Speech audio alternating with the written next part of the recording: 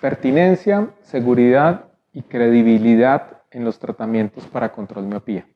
Ese es el nombre de mi charla de hoy. Muchas gracias a Contamac, Carlos Mayoral, a la cabeza de Class 2021. Como siempre, excelente trabajo y muchas gracias por la invitación, Carlos.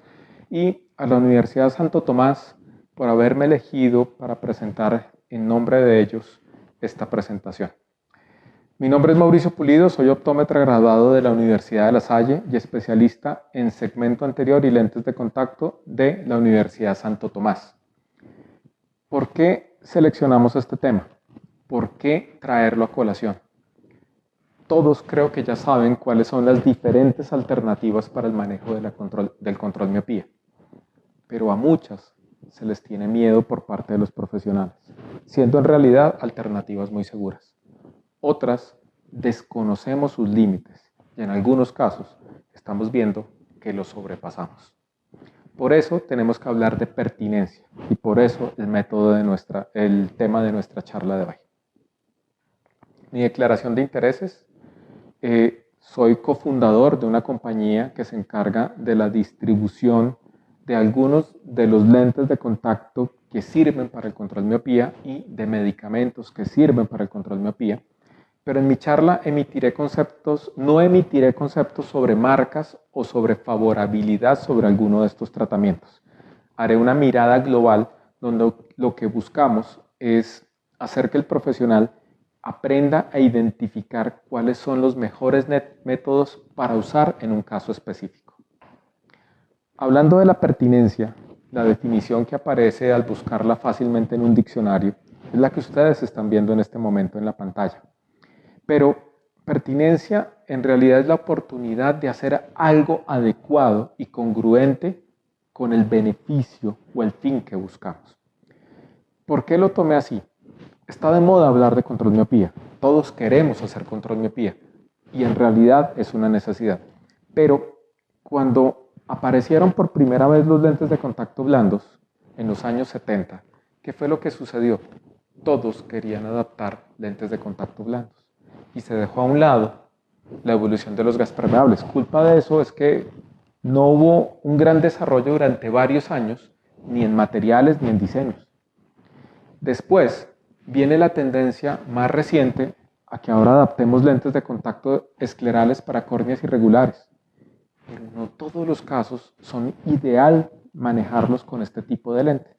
Y ahora en control miopía entra en furor la ortoqueratología, aparece como una oportunidad la atropina, pero todos los casos los debemos manejar con ortoqueratología, todos los casos los debemos manejar con lentes de contacto blando.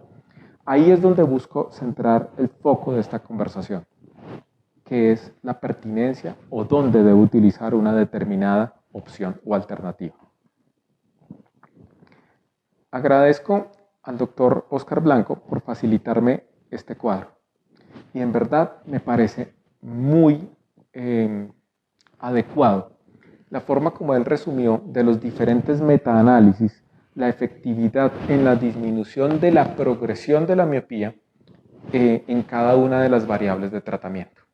Fíjense que las dosis altas de atropina siguen teniendo la mayor efectividad, pero tienen muchos problemas relacionados con su uso.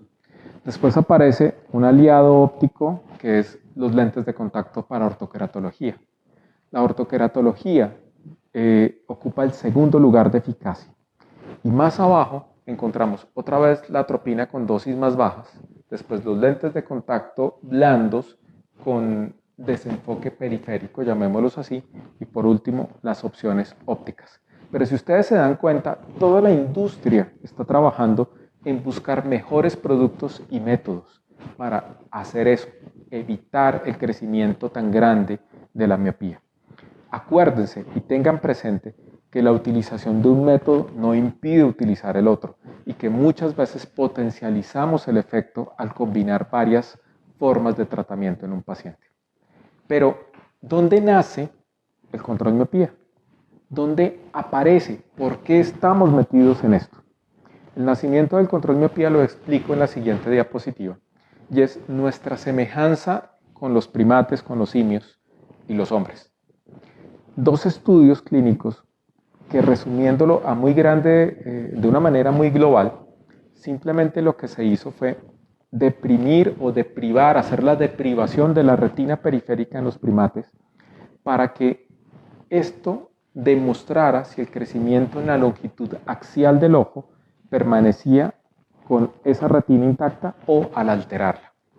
Se le dañaba la retina periférica por medio de láser al primate y en un ojo y en el otro se dejaba tal cual. Y se demostró por medidas biométricas que el ojo al cual no se le hizo intervención, el crecimiento en la longitud axial siguió, mientras que en el ojo en que se hizo la intervención dejaba de crecer o se disminuía el crecimiento axial del ojo. En esta parte aparece el control miopía. Pero obviamente, ¿cómo lo vamos a poner en práctica en un niño o en un adolescente? Pues no podemos dañarle la retina periférica. Entonces, esta imagen sacada de la revista de lentes de contacto Spectrum nos muestra cómo los métodos tradicionales de corrección, bien sea anteojos o lentes de contacto convencionales, hablando de blandos o gas permeables, muestran cómo al entrar la luz, en el centro focaliza perfectamente en la retina, pero en la periferia la luz no focaliza en la retina, sino focaliza por detrás. Este desenfoque hipermetrópico genera que se siga estimulando el crecimiento axial del ojo. Ahora, ¿cómo podemos hacer que esto no suceda? Sé que todos lo saben, pero es importante hacer un recorderis. Y en los lentes de contacto blandos, yo coloco la fórmula para lejos en la zona central y en la periferia, por medio de una adición o con las nuevas tecnologías, genero que la luz focalice antes de la retina. La ortoqueratología logra el mismo efecto porque en el momento en que yo aplano la zona central de la córnea, genero un encurvamiento en la periferia de esta misma. Y al hacer este encurvamiento, localizo la luz antes de la retina al focalizar en el polo posterior. Los dos métodos me llevan a lo mismo, llevar la luz antes de la retina. En inicio, se decía que la ortoqueratología solamente era útil para el control miopía en defectos superiores a 3.50 dioptrías.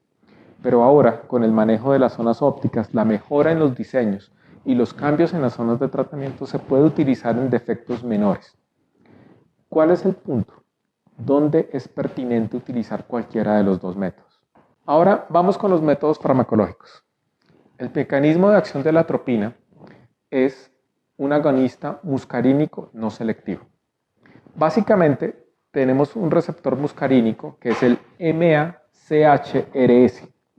Ese receptor tiene gran afinidad con la atropina y tiene 5 subtipos de receptores.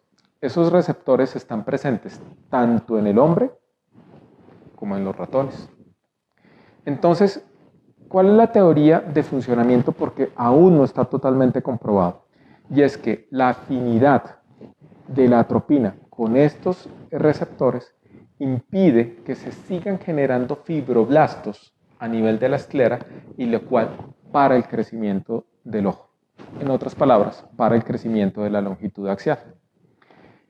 La atropina es uno de los métodos más estudiados y que más credibilidad tiene hasta hoy para el control miopía. Y básicamente sus estudios van desde prácticamente el 2004 a la fecha.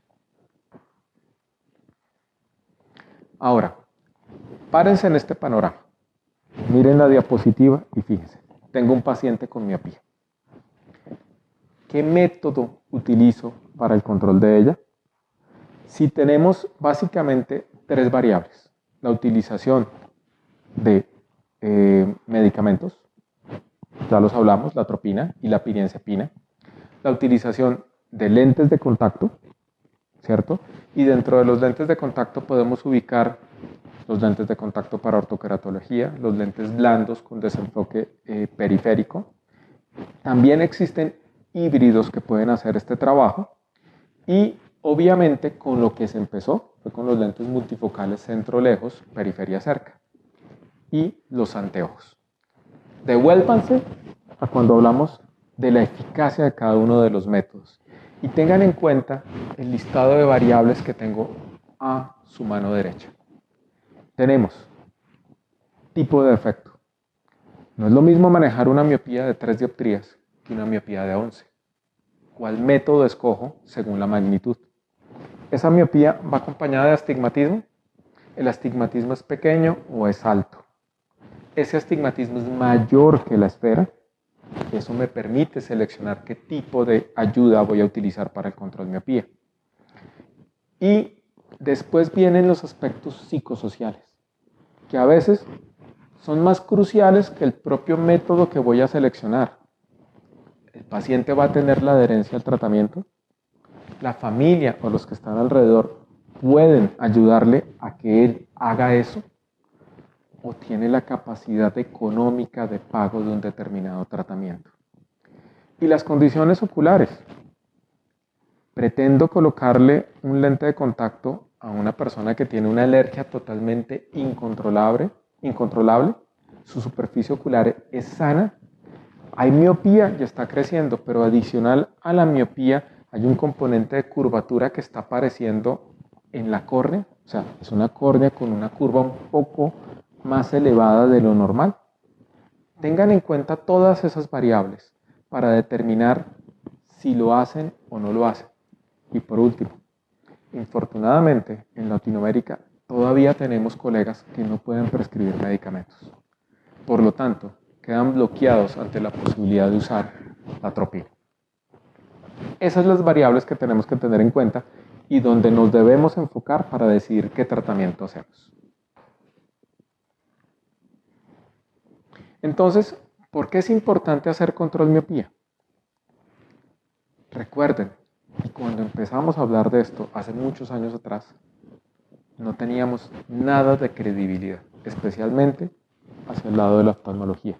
Aún existen retractores para algunos de los métodos, pero creo que el incremento de los defectos visuales en estas edades tan pequeñas y las nefastas consecuencias de tener defectos altos están haciendo que volteen a mirar todos los profesionales hacia la posibilidad de frenar el crecimiento.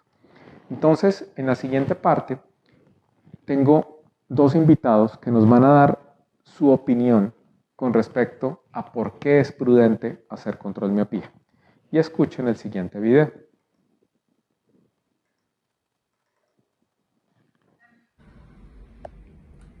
La miopía es una epidemia en nuestra época, es una realidad. Debemos de tener los parámetros claros para poder tratar esta importante enfermedad que puede llevar a tener consecuencias muy graves en la salud visual de los pacientes.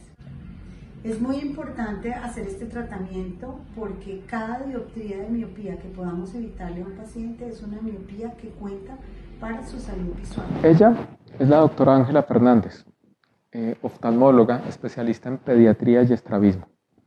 Y nos muestra la importancia de hacer control miopía.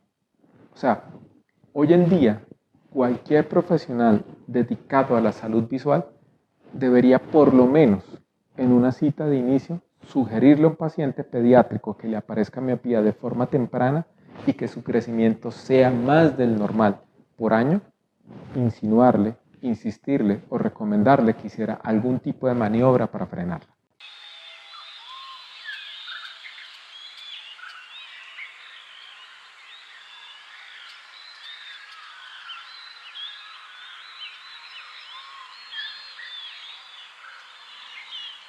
Tienes una cita presencial con tu preparación académica, con los profesionales de la salud visual de América Latina, con los negocios. Asegura tu cupo en franjafedopto2021.com inscripciones. Enfrentando eficazmente la era digital. Después de escuchar a la doctora Ángela sobre la importancia de hacer control miopía y de ya haber tocado el tema de la atropina, ¿por qué le tenemos tanta credibilidad a la atropina? Gracias a dos estudios muy importantes, el ATOM 1 y el ATOM 2.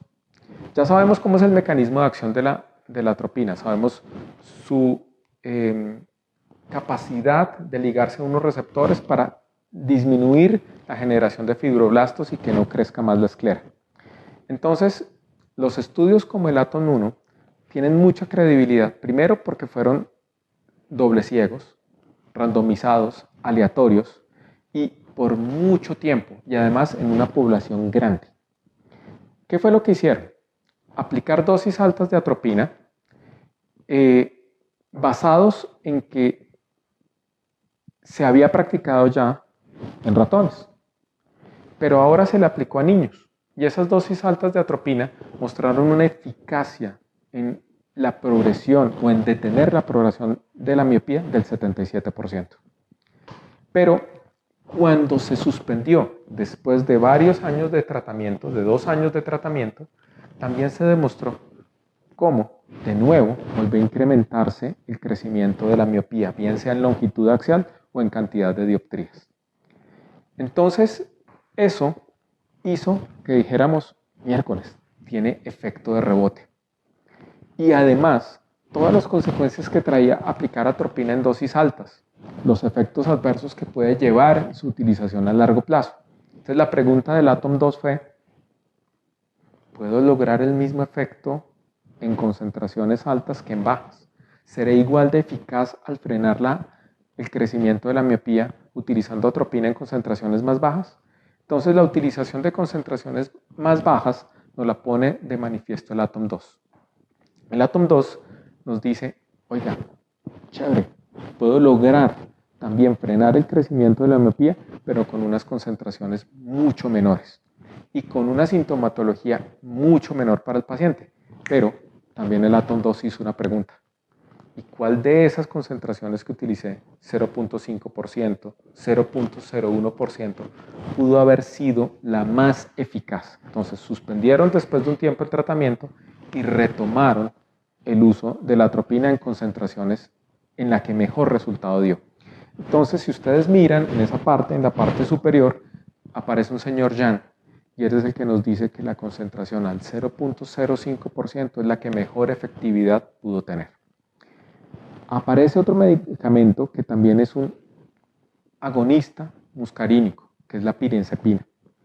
Y aparece como una alternativa para disminuir los efectos colaterales que tiene el medicamento de la atropina, que son su cicloplegia y su midriasis.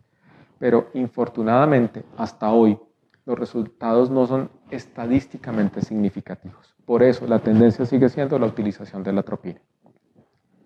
Ahora, pasamos a los lentes de contacto. Cuando utilizamos lentes de contacto, el término de hablar de pertinencia está enfocado básicamente a lo siguiente. El 23% de las emergencias reportadas en un centro especializado de oftalmología en Estados Unidos en pacientes pediátricos están asociados con lentes de contacto. Los eventos adversos con lentes de contacto pediátricos siempre están relacionados con uso extendido, uso a largo plazo y básicamente con las soluciones de mantenimiento. Los eventos infiltrativos infecciosos son pocos en corta edad y son mayores después de los 12 años de edad. ¿Por qué creen que sucede eso? ¿Por la vigilancia de los padres? Es tal vez una respuesta. Por lo tanto, esas son las precauciones que debemos tener en cualquier paciente pediátrico al que le vayamos a adaptar un lente de contacto. Como tal, el punto a tener acá en cuenta es el siguiente. Si yo tengo un individuo a tratar que no me va a colaborar, que no se ciñe al lavado, aseo de sus manos y mantenimiento, y para completar, unos padres que no colaboran o que me generan discusión alrededor del tratamiento, de pronto no sea pertinente utilizar un lente de contacto en este paciente y mejor me quedo solamente con el manejo de atropina. Pero si adicional a eso, en ese mismo paciente tengo alergias agresivas o problemas en la superficie ocular, colocar un lente de contacto de este tipo me puede incrementar toda la patología. Son puntos importantes a tener en cuenta para seleccionar si intervengo con un lente de contacto o no. La ortoqueratología, por lo tanto, tiene que tener en cuenta, antes de ponerla en práctica, todo lo que mencionamos. Riesgos de dormir con un lente de contacto, adherencia al mantenimiento, limpieza, ayuda de los padres y continuidad para hacerlo. Obviamente, todo antes visto desde la actitud del niño hacia la ortoqueratología. Pero la ortoqueratología, como lo van a escuchar, tiene otras ventajas. Entonces, en el siguiente video, lo primero que quise mostrar era que nuestros oftalmólogos, aún en su gran mayoría, conocen del tema, pero no la ponen en práctica. Y nuestros optómetras, que son referentes para el control de miopía, sí y valoran las ventajas que ellos nos pueden hacer. Escuchemos la opinión de ellos dos. En ortoqueratología no tengo experiencia, conozco la literatura al respecto y hay estudios favorables. Es un elemento interesante que ha demostrado que puede ayudar a controlar el aumento de la miopía. La preocupación para nosotros los oftalmólogos pediatras es la posible influencia que tenga un lente de contacto utilizado todas las noches en un paciente joven, el uso adecuado del mismo, porque pueden haber efectos secundarios como pueden ser úlceras o queratitis corneales que pueden limitar también la agudeza visual. La ortoqueratología es una de las intervenciones con lentes de contacto que mayor resultado para la progresión de la miopía presenta. Es una intervención fácil de utilizar para los profesionales que manejan lentes de contacto, pero aparte del gran resultado en el control de miopía, es la satisfacción que se le presenta al niño y al joven de dejar de utilizar su corrección óptica durante el día, utilizando únicamente su corrección en el lente por la noche. El niño o el joven se libera de sus anteojos durante el día, aparte de que está haciendo su manejo de miopía, se libera de sus anteojos, lo que le permite tener libertad para hacer cualquier actividad deportiva y estéticamente muy bien. Los parámetros en ortoqueratología que utilizamos son los que generalmente las casas comercial, la casa fabricante sugiere sobre el uso de este tipo de lentes, que son miopías hasta 6 dioptrías y astigmatismos hasta de 1,75. Personalmente, en mi práctica profesional, no me gusta llegar hasta los límites superiores y prefiero hacerlo para miopías hasta 5 dioptrías, donde me asegura que durante el día el paciente va a tener una cómoda y confortable visión sin tener problemas de fluctuación de su visión.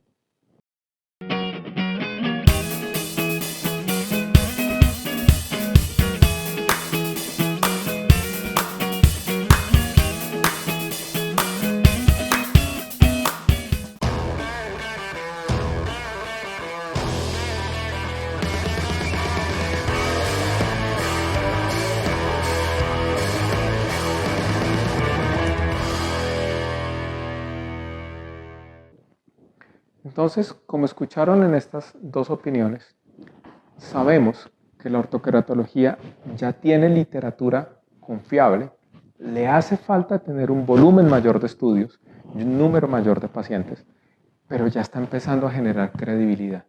Pero es muy triste que la ortoqueratología pierda credibilidad por imprudencias de quienes la hacemos. Utilizar parámetros más allá de los que normalmente se deberían utilizar, arriesgarnos a que pacientes que no tengan la adherencia al tratamiento la utilicen y tengan problemas derivados de la ortoqueratología. Entonces pongo dos estudios. El primero, un metaanálisis, tal vez de los más grandes que hay porque tiene un número de pacientes entre los diferentes estudios de más de 400. Y en la parte final, en las conclusiones del estudio dice, quizá, probablemente, la ortoqueratología ayude a la disminución de la velocidad de progresión de la miopía. Ya nos da una vista, un resultado coherente con nuestra teoría. Estamos logrando frenar, gracias a la ortoqueratología, el crecimiento de la miopía. Pero también hay artículos, como este que aparece en la Academia Americana de Oftalmología, donde dicen, oiga, cogemos un listado de literatura, de estudios, y vemos que muchos estudios no tienen una buena credibilidad. Seleccionamos los mejores Y de eso sacamos unas conclusiones, las cuales vamos a ver en la siguiente diapositiva. Entonces, después de la revisión bibliográfica de esto, se encontraron 162 citas de ortokeratología, donde solamente 13 de esas 162 se consideraron relevantes. Se clasificaron en 3 grupos de evidencia, donde obviamente el primero, por el diseño del estudio y la forma como se ejecutó, eran los que más credibilidad podían generar. Los cambios en la longitud axial se demostraron en 10 de estos estudios y los cambios en las dioptrías solamente en 3 estudios, ¿cierto? Las conclusiones claramente es que sí puede ser eficaz la ortokeratología para disminuir el crecimiento de la miopía. O sea, es un método favorable para el control. Pero vuelvo al punto, necesitamos generar más credibilidad, no solamente dentro de los optómetras contactólogos, sino también a nivel de oftalmología, para que sea algo recomendado, fomentado, para de esa manera frenar el crecimiento de esta patología. Entonces, ¿se acuerdan del estudio hecho por la Universidad de Pacífico, en cabeza de Patrick Caroline, sobre la ortokeratología? Donde a un gatico se le colocaron lentes de contacto para orto K con un objetivo de cubrir 4 dioptrías de defecto y se hicieron imágenes de los tejidos a nivel del epitelio con 4 horas, 8 horas y 14 días de uso del lente de contacto. Todos tenemos claro que básicamente las fuerzas que se ejercen de los fluidos debajo del lente de ortokeratología producen un desplazamiento de los tejidos hacia la periferia, adelgazando de manera progresiva el tejido. Pero ¿por qué se adelgaza además del desplazamiento del tejido? Ojo, puede existir cambio del contenido intracelular, puede existir muerte de las células, apoptosis. Y se debe tener cuidado que cuando se logre el máximo adelgazamiento del epitelio corneal, por lo menos dejemos un número mínimo de capas, ahí mencionan en el estudio 4 capas, para que el epitelio que queda sea resistente y siga ejerciendo esa importantísima función de protección. Acuérdense que las infecciones, cuando sobrepasan el epitelio, es que ponen en riesgo la integridad de la córnea. ¿Ok? Entonces, es importante hacer semejanzas entre lo que logramos con cirugía refractiva y lo que logramos con ortokeratología. ¿Cuántas dioptrías puedo yo hacer a través de un tratamiento láser para la corrección de la miopía? Si sabemos que con ortokeratología consumimos de 8 a 9 micras por cada dioptría operada, por cada dioptría tratada, perdón, con LASIK utilizamos de 8 a 12 micras por cada dioptría operada. Fíjense que consumimos casi la misma cantidad de micras de espesor por cada dioptría manejada. Si el espesor promedio del epitelio corneal es de 50 micras, ¿cuántas dioptrías puedo yo llegar a tratar en un determinado paciente, teniendo claro que tiene las 50 micras? Y teniendo en cuenta que la efectividad en el tratamiento de la miopía, bien sea con cirugía refractiva o con ortokeratología, es del 100%. Logramos corregir el 100% del defecto.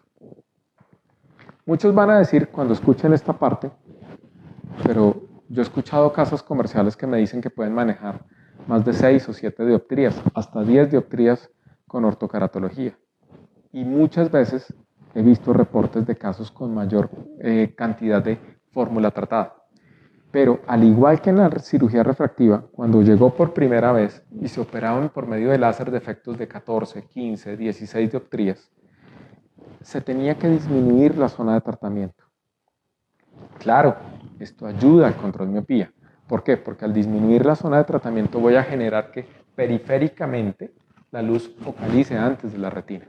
Pero en la cirugía refractiva deja unos halos. El paciente queda viendo unas sombras alrededor de su visión. En la ortokeratología es como si su paciente quedara viendo a través de un tubo. Y eso obviamente va a generar incomodidad. Pero más allá de la incomodidad es, ¿será que se mantiene estable ese epitelio cuando generamos aplanamientos tan grandes? es de extrema importancia que si van a sobrepasar los límites que fisiológicamente y teóricamente se pueden hacer, vigilen la integridad de ese epitelio corneal. La tecnología está en nuestra mano y hoy en día tenemos equipos que nos pueden dar medidas del espesor real del epitelio corneal. No todos los pacientes tienen 50, hay pacientes con mayor número de epitelio corneal, pero hay otros que tienen menos espesor. Y si yo tengo menos espesor del epitelio y lo desconozco e intento trabajar más allá de lo que se puede, pues voy a poner en peligro la integridad del tejido. Pero más allá que la integridad del tejido, también la credibilidad de la técnica. ¿Por qué razón? Porque sencillamente cuando no tenga resultado o tenga una complicación, las personas que están alrededor de ese paciente van a dudar sobre la eficacia de esta técnica. De pronto, sería mejor pensar en un lente blando especializado o en un lente híbrido que me cubra esa cantidad de efecto y combinarlo con el manejo farmacológico de la atropina. Termino mi charla simplemente diciéndoles que adicional a todo lo anterior, la importancia de las actividades asociadas a el medio ambiente son importantísimas para el control de miopía. Debemos incentivar que nuestros niños hagan actividad al aire libre para evitar que aparezca la miopía y también como un hecho ambiental para evitar su crecimiento. Agradezco mucho su atención prestada.